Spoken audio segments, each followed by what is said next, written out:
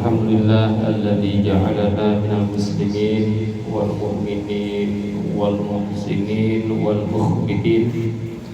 Asyhadu an la ilaha illallah wahdahu la syarika lahu wa asyhadu anna Muhammadan abduhu wa rasuluhu la nabiyya ba'dah.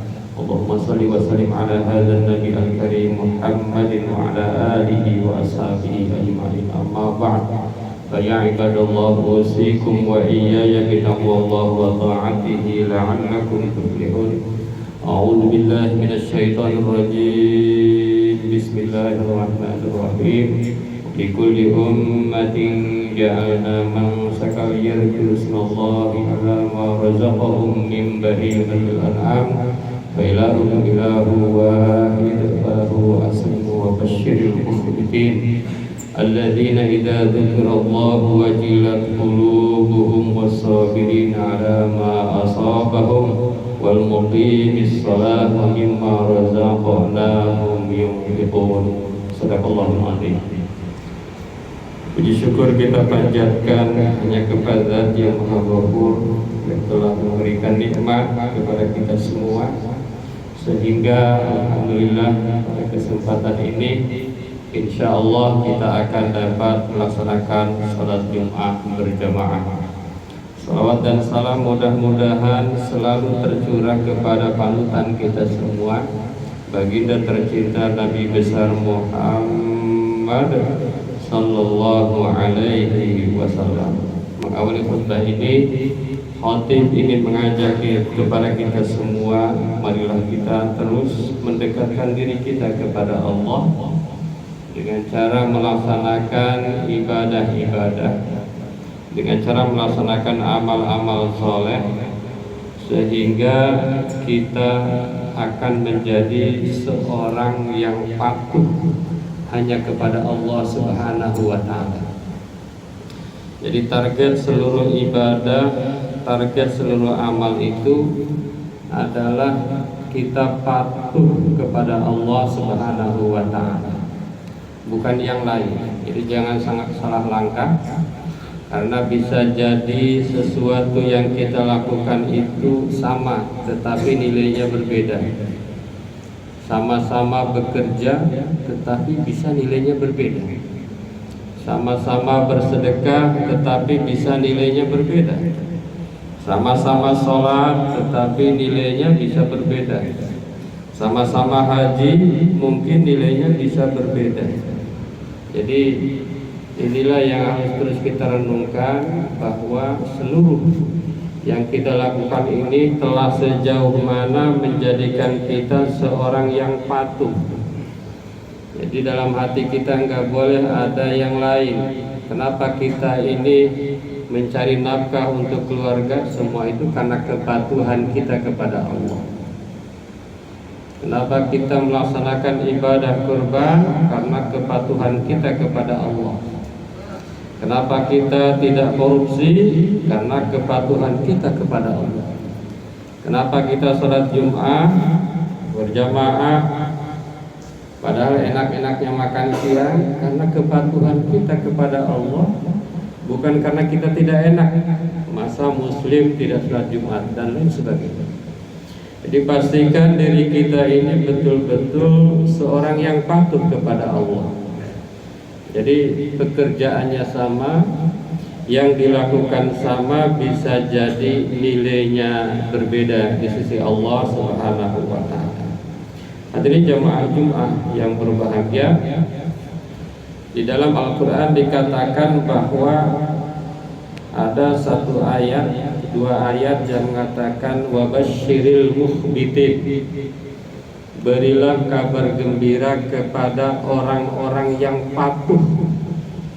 Ini menurut tafsir ya, ada yang mengatakan bahwa makna al-mukhbitin itu adalah orang-orang yang patuh, orang-orang yang taat, orang-orang yang merendah kepada Allah, orang-orang yang khusyuk, fokus dirinya kepada Allah Subhanahu wa Ta'ala. Cuma pertanyaannya adalah, ada apa saja ciri orang yang sudah patuh? Nah, kalau kita rajin sholat, kita senang berzakat, kita berpuasa, apakah kita sudah patuh? Maka kuncinya ada 4, sebagaimana dalam Al-Quran Al-Hajj, ya. Dalam Quran surat Al-Hajj, yang pertama adalah wabashshiril mukhbitin alladzina idza dzukirallahu wajilat qulubuhum. Yang pertama adalah orang yang ketika disebut nama Allah maka hatinya bergetar. Jadi kalau kita ibadah rajin, sholat rajin, amal rajin, kita udah bergetar hati kita. Kalau disebut nama Allah bergetar, bukan hanya bergetar saat disebut istri kita, orang tua kita, tetapi bergetar justru ketika disebut nama Allah. Nah, ini adalah satu ciri pertama bahwa dia itu adalah seorang yang patuh kepada Allah. Nah, ini kita bisa tanyakan kepada diri kita, apakah ketika disebut nama Allah kita bergetar? Apakah ketika dilantunkan ayat-ayat Allah hati kita bergetar? Bergetar mana antara mendengarkan ayat-ayat Allah dengan mendengarkan musik misalnya? Kalau hati kita lebih bergetar ketika mendengarkan ayat-ayat Allah, ketika disebut nama Allah, maka itu adalah ciri pertama seorang yang patuh kepada Allah. Cuma para ahli tafsir menyampaikan yang dimaksud dengan bergetar hatinya adalah bergetar khaufat minallahi ta'ala an takuna qassarat fi ta'ati. Bergetarnya bukan sembarang bergetar. Yang dimaksud dengan bergetar hatinya adalah bergetar hatinya karena takut kepada Allah. Takut kenapa? Apakah takutnya itu sama dengan takut kepada macam-macam, ya, kepada KPK, kepada atasan? Bukan. Takut kepada Allah itu antakuna qassarat fi ta'atihi. Dia takut bahwa ketaatannya ini kurang. Dia takut bahwa sholatnya ini tidak khusyuk. Dia takut bahwa zakatnya, sedekahnya ini kurang ikhlas. Dia takut puasanya ini hanya sekedar menahan lapar dan dahaga. Nah, ini yang dimaksud dengan bergetar hatinya itu di situ. Masya Allah, ini kalau direnungkan luar biasa. Apakah kita sudah sampai kepada derajat ini? Hadirin jamaah Jumat yang berbahagia. Yang kedua, wasabirina ala ma asabahum. Yang kedua adalah orang-orang yang sabar terhadap apa yang menimpanya. Nah, ini ciri orang yang patuh kepada Allah. Jadi apapun yang terjadi dia sabar. Di dalam hadis sabar itu ada 3. 1 sabar terhadap musibah, 2 sabar dalam menjalankan kewajiban, 3 sabar dalam meninggalkan maksiat. Menurut hadis Rasulullah, yang paling rendah sabar itu adalah mengalami musibah. Misalnya gaji turun, gaji lambat, sabar, itu sabar paling rendah. Justru sabar yang kedua itu yang lebih tinggi adalah sabar menjalankan kewajiban. Tidak sedikit orang yang tidak sabar sholat. Tidak sedikit orang yang tidak sabar melaksanakan zakat. Tidak sedikit orang yang tidak sabar melaksanakan puasa. Itu sabar yang kedua lebih berat. Yang ketiga dan yang paling tinggi adalah sabar meninggalkan maksiat, meninggalkan apa-apa yang dilarang oleh Allah Subhanahu wa taala. Menurut hadis Rasulullah itu adalah sabar paling berat. Setelah kita renungkan, betul juga. Kalau musibah, sesuatu yang terjadi pada diri kita, kadang-kadang ada aja yang bantu. Misalnya saudara kita ada yang kena erupsi, ada aja yang bantu. Ada yang terkena banjir, wah, badan-badan pada hadir. Alhamdulillah para anggota-anggota legislatif hadir. Tapi coba ada orang yang tidak sholat, ada orang yang tidak puasa, apakah hadir? Kadang-kadang tidak ada, hampir tidak ada.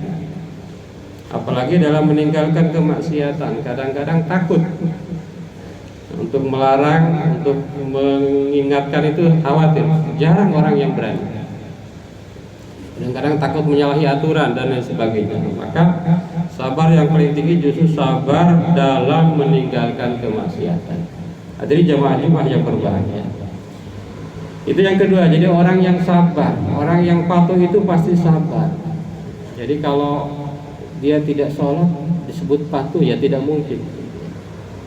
Dia senang menggerutu ya, mengeluh, maka dia bukan seorang yang patuh kepada Allah.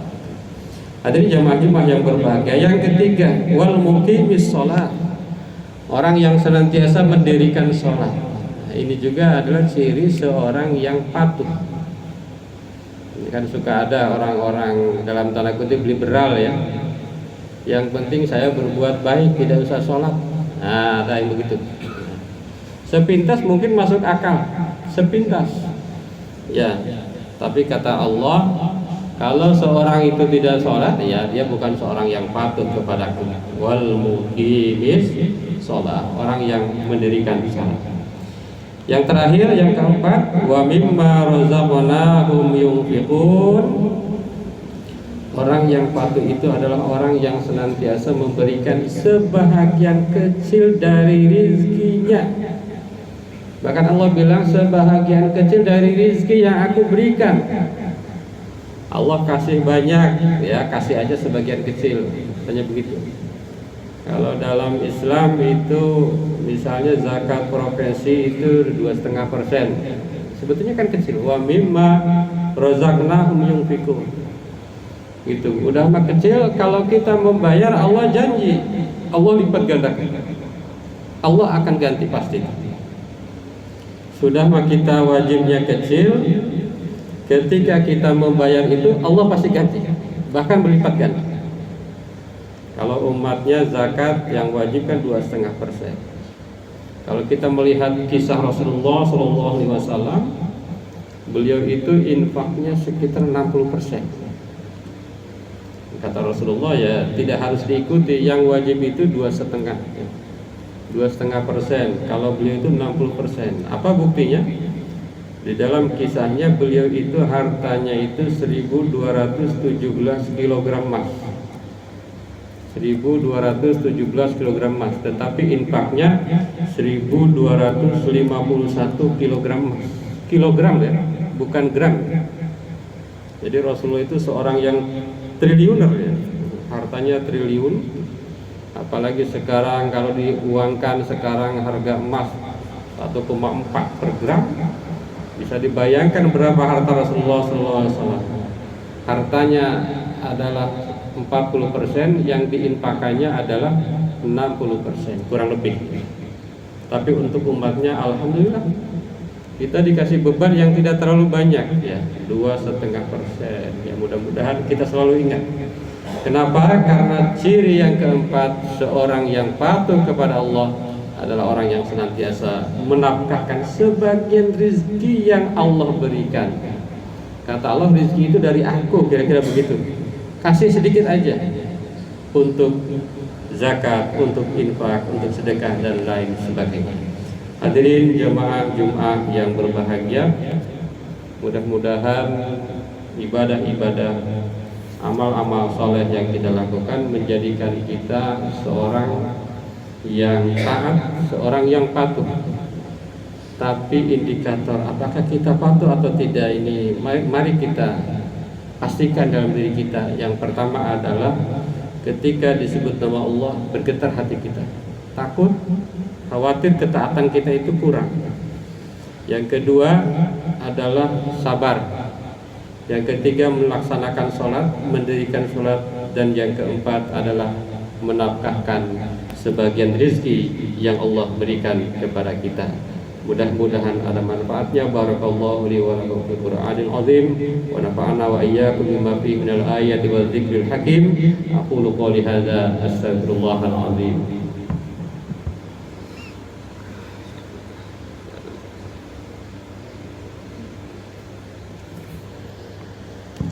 Alhamdulillah alladzi kataba ala nafsihi rahmah wa amarna bi imtisali ma'muratihi wa jadina bi manhiyatihi muddatal hayah.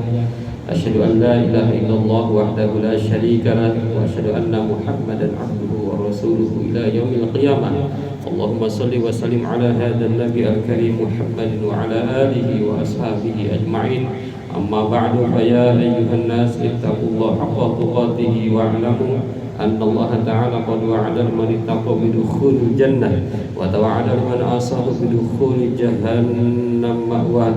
إن الله وملائكته يصلون على النبي يا أيها الذين آمنوا صلوا عليه وسلموا تسليما. وارض اللهم عن جميع الصحابة وقرابة رسول الله أجمعين.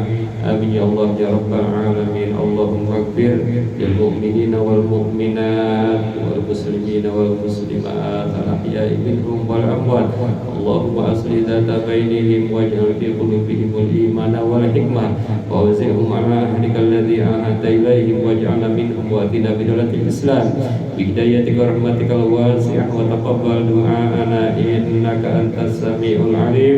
عباد الله إن الله يأمر بالعدل والإحسان وإيتاء ذي القربى وينهى عن الفحشاء والمنكر والبغي يعظكم لعلكم تذكرون واستغفروا إنه هو الغفور الرحيم.